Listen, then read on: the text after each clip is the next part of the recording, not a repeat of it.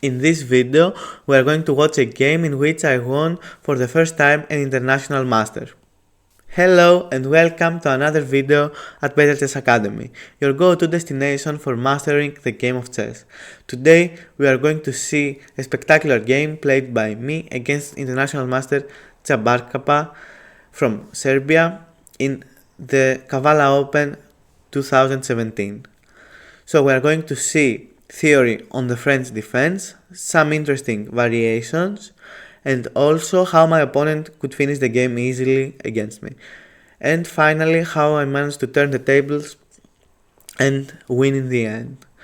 Also, I would like to inform you that every Thursday and Sunday we are having lives on Chess when we are playing with a team. So if you want to help, you can join the team. Of course, I will leave the link down in the description.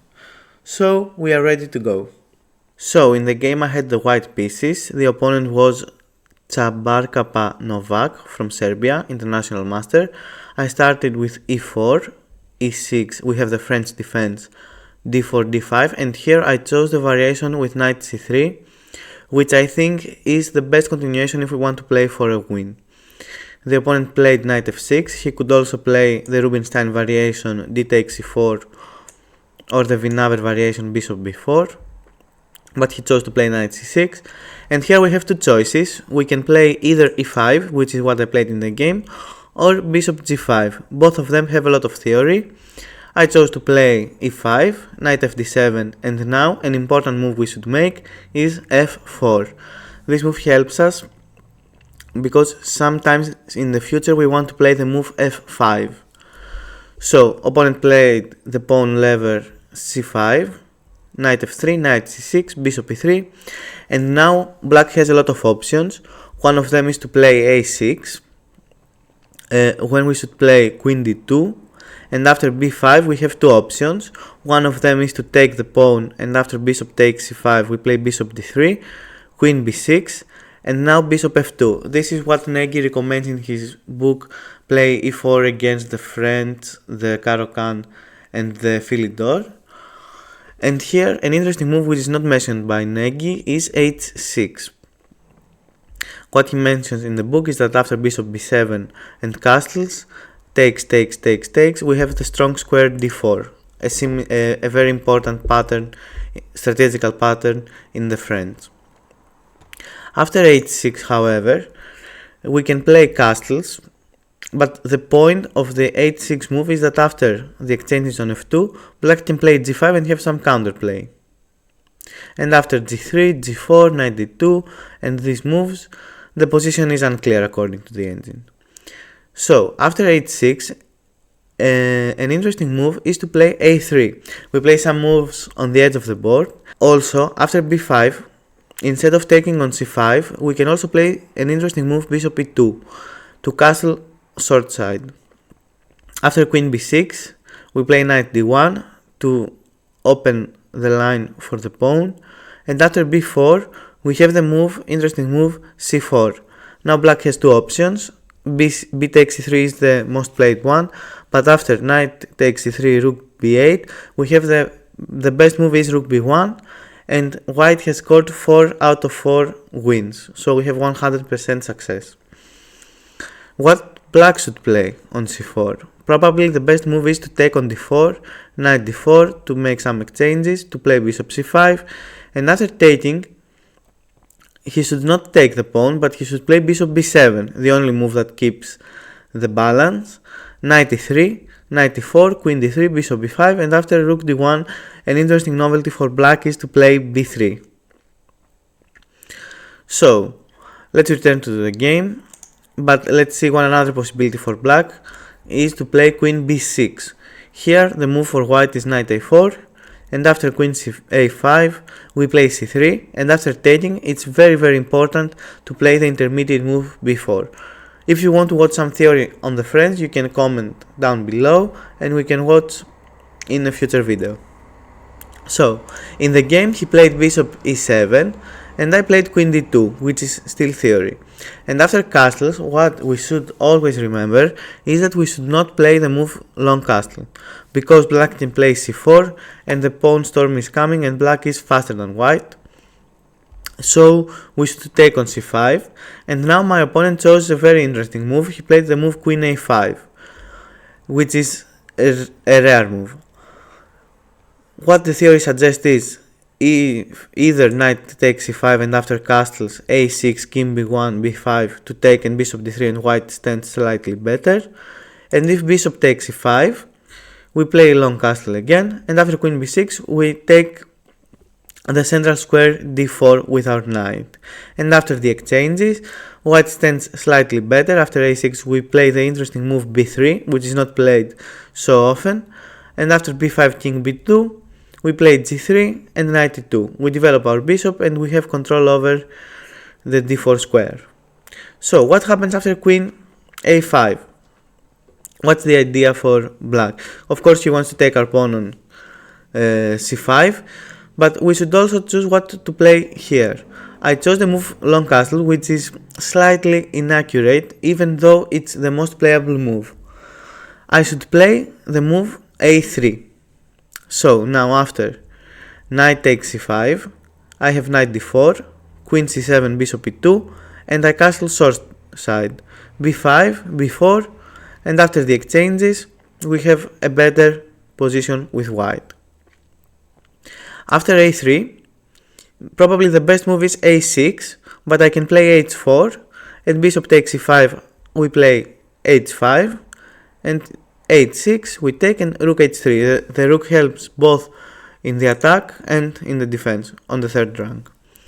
And if bishop takes c5, which is the most playable move, we play long castle, a6, we take on c5. If queen takes, we play bishop d3, and sometimes we even threat the Greek gift sacrifice with bishop takes g7.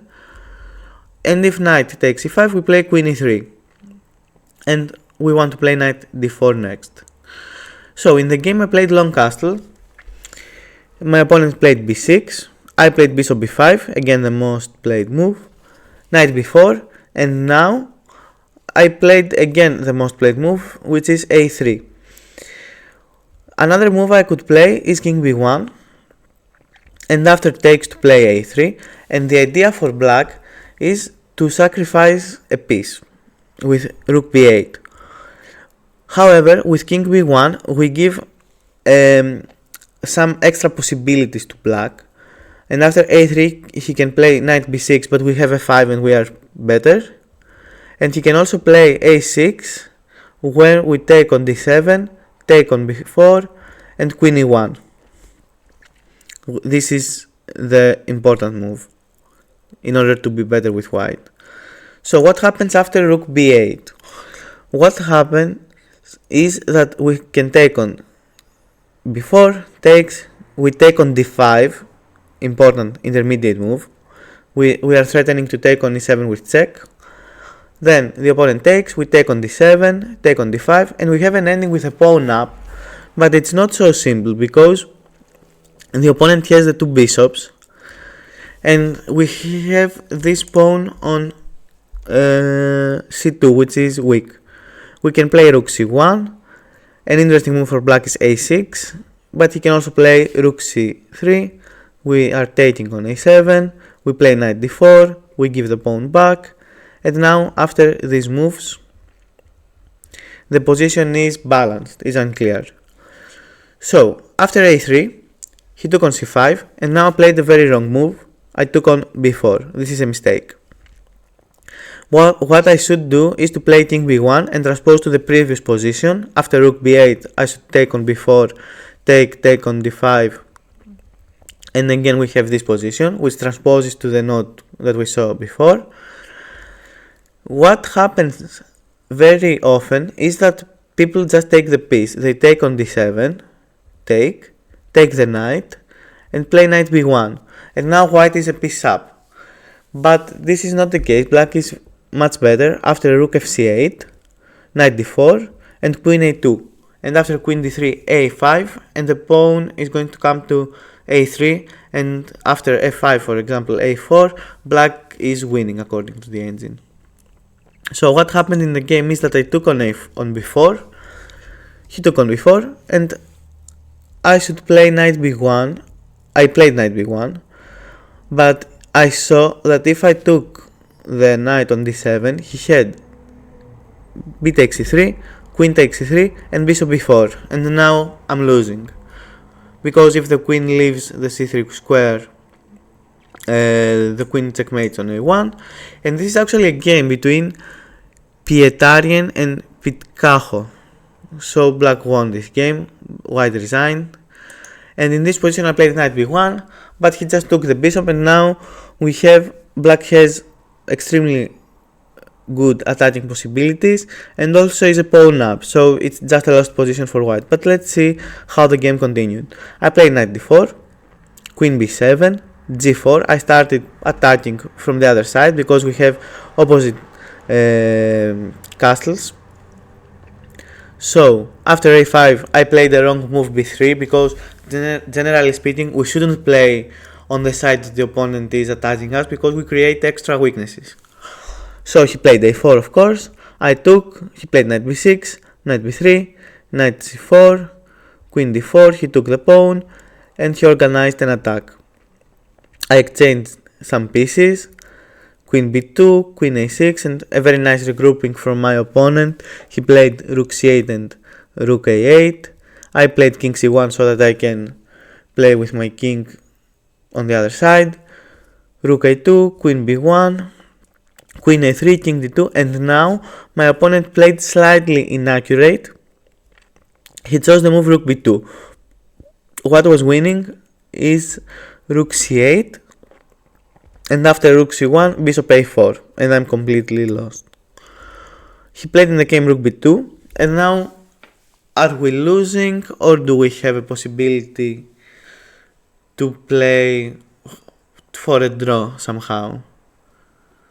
Actually, the queen is trapped after queen takes b2, bishop d4, queen a3, and rook a1, and we take the queen back. So this is what happened in the game. He played bishop b5, I played rook hb1. We are not in a rush to take the queen, and now he was winning after rook c8 again.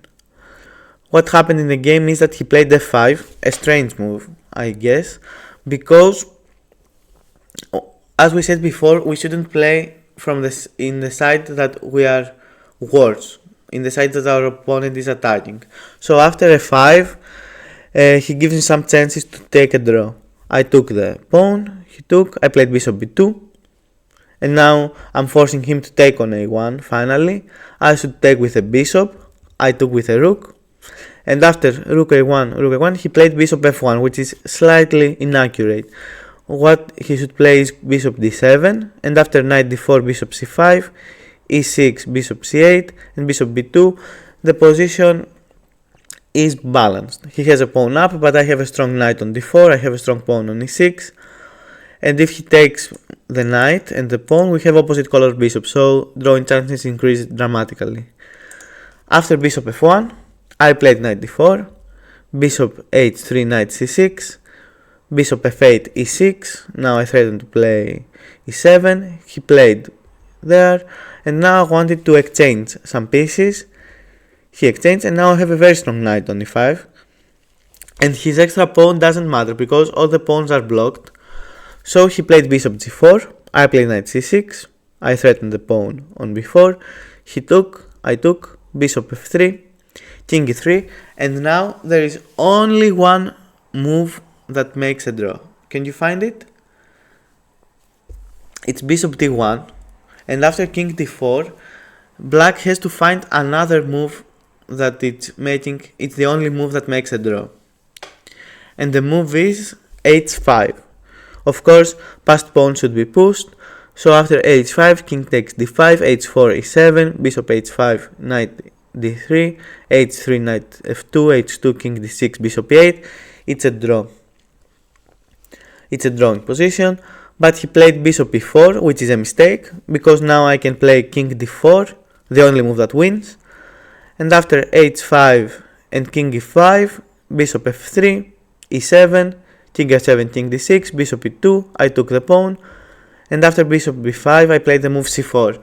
The threat is to play c5 and c6 and knight c7, so here my opponent resigned. So I was extremely happy that I won an international master. So in the game we saw some theory on the friends. If you want to start with theory, you can comment below what do you want to see.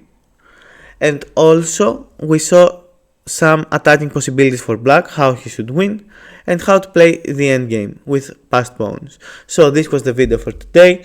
If you want, you can like, of course, you can subscribe to the channel if you are not a subscriber yet, and you can comment below what would you like to see in the future. Thanks a lot and see you in the next video.